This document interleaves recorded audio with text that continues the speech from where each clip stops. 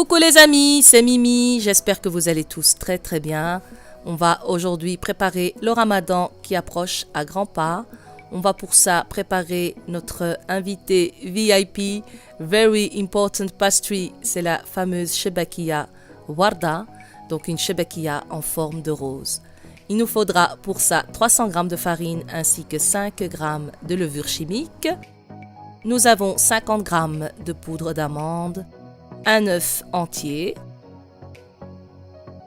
On a 50 g de beurre fondu, 8 g d'anis moulu et 100 ml d'eau de fleur d'oranger. 100 g d'amandes émondées et légèrement dorées.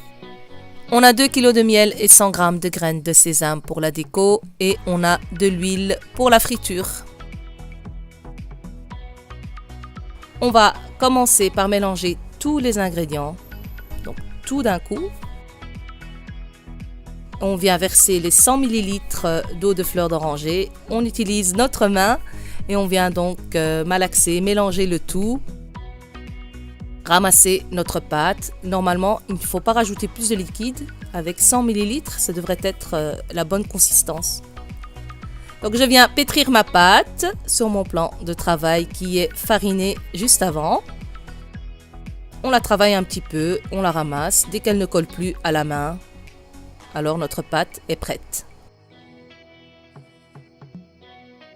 On a une pâte vraiment élastique, une superbe texture. On peut soit la laisser reposer, soit l'attaquer tout de suite. Ça revient au même. On va l'étaler très finement. Voilà, une épaisseur vraiment fine.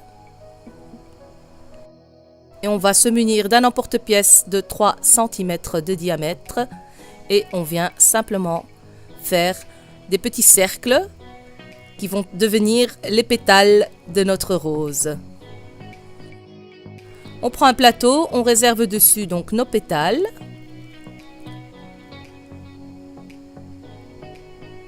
On met de côté et on vient donc se munir d'un plan de travail ou d'une assiette ou comme on veut. Et on prend 6 pétales. Une amande, un petit piquet ou un cure-dent, comme on veut. Et on vient donc commencer par déposer une pétale et déposer la deuxième au milieu de la première. Ensuite la troisième au milieu de la deuxième, la quatrième au milieu de la troisième, la cinquième au milieu de la quatrième et la sixième au milieu de la cinquième. À chaque fois au milieu, on appuie bien pour fermer donc le tout. On prend l'amande et le côté fin, petit côté qui pique, comme dans les roses qui piquent, on le met sur la première pétale et on roule. On fait rouler, on peut s'aider des deux mains, beaucoup plus facile. Moi j'en ai utilisé qu'une pour que vous puissiez voir un petit peu comment on fait.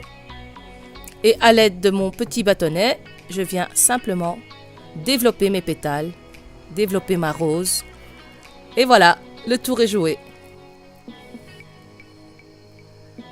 Un jeu d'enfant. Donc, on va recommencer la procédure une fois pour que ce soit clair. Donc, la première pétale, on vient déposer par-dessus la deuxième au milieu. Ensuite, la troisième, toujours au milieu de celle qui est en dessous. Et on appuie toujours pour les coller entre elles. Voilà. L'amande, légèrement dorée au four, hein. Pas trop colorée, elle va encore colorer dans la friture.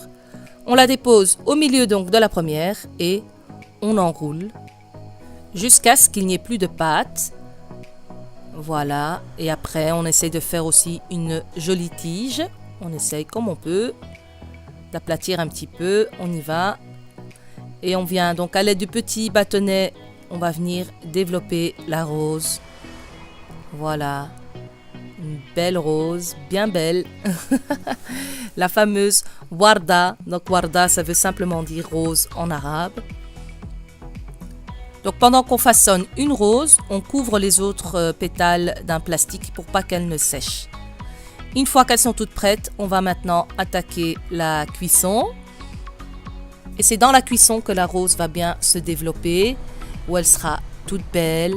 Il nous faudra d'abord donc une friteuse bien chaude, avec une huile super chaude. Astuce, on y plonge le bout de notre cuillère en bois et on voit tout de suite les bulles apparaître. Notre huile est prête. On va donc maintenant tremper nos roses dans la friture et elles vont tout doucement commencer à cuire et à se développer. Elles vont être toutes belles. Voilà. Trop beau. C'est super joli. On va donc les frire, les cuire pendant à peu près quand même 4 à 5 minutes. Elles doivent bien cuire pour qu'elles puissent donc être croustillantes. Et ça peut arriver qu'il y en ait quelques-unes qui s'ouvrent, mais c'est pas grave, ça nous fera donc des roses fanées. C'est pas mal. On mange tout, les pétales, les roses entières, tout y passe. Ça fera un petit peu plus de croustillant même avec les pétales. Une fois qu'elle est bien dorée, bien cuite, on va plonger dans le miel à feu doux ou alors chauffer au bain-marie, comme on souhaite. On essaie d'avoir une casserole large et on peut mettre jusqu'à 2 kg de miel. Ça permet de les laisser donc bien tremper dans le miel. Et quand il vous restera du miel, vous le conservez pour une prochaine fois. Donc, c'est pas du gaspillage. On les met ensuite à égoutter et on les parsème tout de suite de graines de sésame pour leur rajouter un petit peu de charme. De belles roses bien belles qui vont nous charmer et nous faire craquer à l'heure du ftor, à l'heure donc d'une rupture de jeûne. Voilà les amis, la recette est terminée. J'espère qu'elle vous aura plu. N'oubliez pas donc de liker, de partager, de vous abonner à Mimi au Pays des Délices, de jeter un coup d'œil à la page Facebook ainsi que la page Instagram. Et surtout, n'hésitez pas à partager cette belle recette autour de vous. Je vous souhaite à tous et à toutes en tout cas une bonne préparation pour le mois de Ramadan. À bientôt pour une nouvelle recette. Ciao ciao!